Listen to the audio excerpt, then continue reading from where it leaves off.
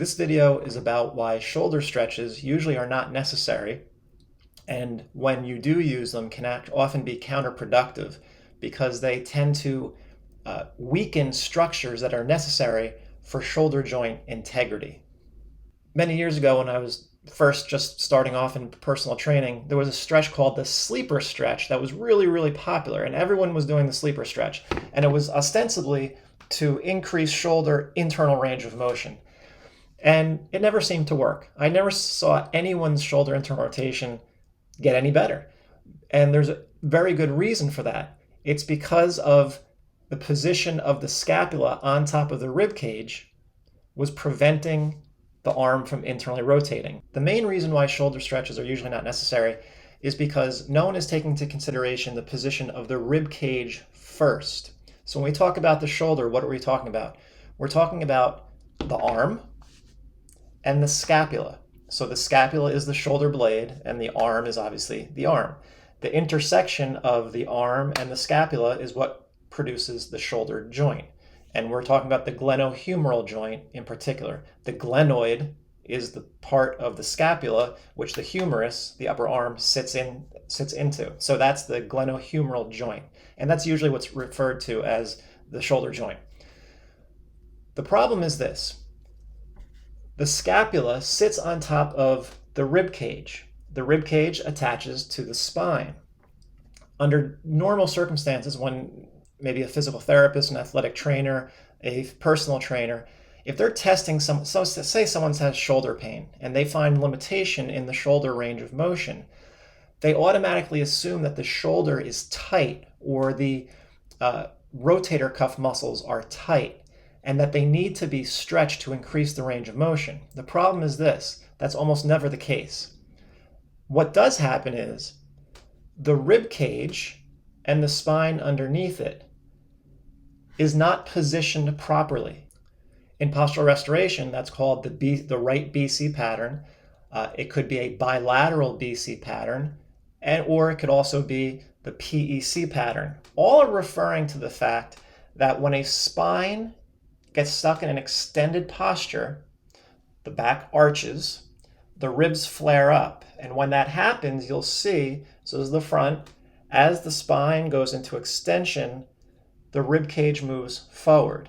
At that point, the scapulas, which sit on top of the rib cage, no longer have a stable surface of support upon which to glide. And that's when you'll often find what they call winging scapulas. Because the scapula is mispositioned, because the rib cage and spine are mispositioned, they're patterned, the scapula ends up in a patterned position, and now range of motion at the shoulder joint is often decreased. In that situation, trying to stretch the shoulder to increase the range of motion in a shoulder will not change a thing. It can't, because the foundation underneath the spine and the rib cage are not positioned properly. Thus, the scapula is not positioned properly, and thus the arm, shoulder, has limited range of motion. Now here's a demonstration of how I can change someone's shoulder range of motion by mispositioning their rib cage. So depending on which side I hold down, these are the right ribs. If I hold the right ribs down, that will decrease my client's range of motion. If I hold the left ribs down and have him breathe in, that will increase his range of motion. Because remember, again, it's the position of the ribs that influences how much range of motion occurs in the shoulder joint. And what moves the ribs and the spine is air. So breathing is the process underneath all of this. So I'm measuring my client's internal rotation. It's about 45 degrees on his right arm. Now I'm going to move over to his left ribs. He's going to inhale through his nose, exhale through his mouth, and as he exhales, I'm going to guide his left ribs down into internal rotation. I'm going to hold those ribs down for a count of 3 or 5.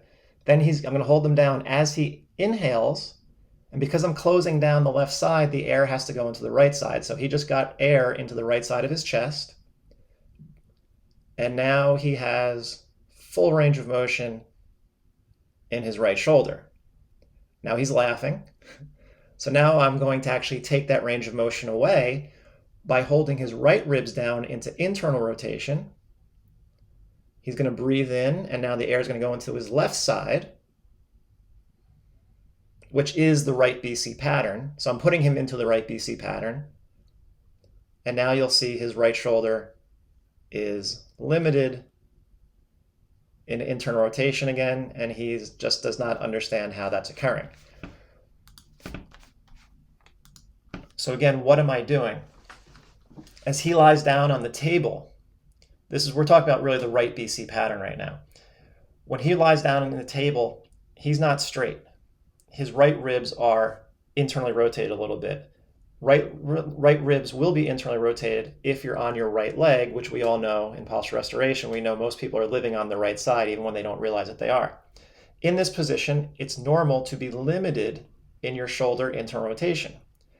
If you go to your left side, that shoulder internal rotation on the right side should be unlimited, and that's what I'm doing with him. I'm not moving his body necessarily. I'm not like moving his body. I'm just playing with his rib cage. When I hold down his left ribs and bring his left ribs down into internal rotation, that moves his orientation of his body to the left. Now he has full range of motion. Then when I went back and I held his right ribs down, that oriented his body to the right into a rightward orientation, and now he's limited. It's a biomechanical issue, but it's not the shoulder that's limiting everything. It's the position of the ribs, and it's airflow through breathing that will open up or close down the ribs. And that's all that's happening. The take-home message is this. People generally do not need to stretch their shoulders. If they're stretching their shoulders on a non-neutral rib cage and spine, what they're probably only doing is stretching out structures that can't really stretch. And in that case, they're probably doing more damage than good. The other problem is this. There's a very popular stretch before people lift. You'll see that maybe they'll put their arms in a doorway and try to stretch like this, but they're doing it with a spine that's extended. Look at me, I'm extending my spine as I try to push this imaginary doorway into my arm to stretch through here. It can't stretch, there's nothing to stretch. Until this is neutral, you don't know whether anything needs to be stretched. Most likely it does not need to be stretched.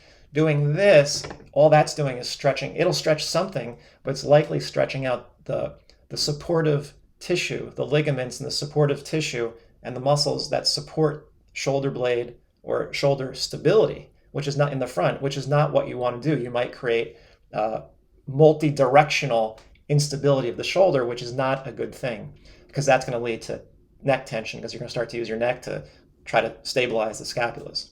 If you like this video, could you like it, comment, share, or subscribe to the channel? I'd appreciate it. Thank you.